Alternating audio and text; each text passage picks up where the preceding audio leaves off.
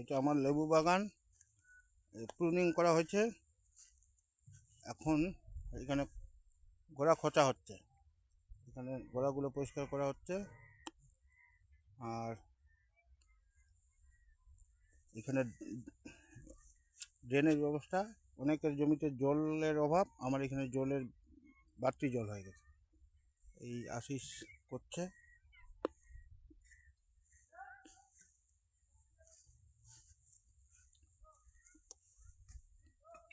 এটা আমার কাঁঠাল গাছ, এই যে বাগান, সবজি।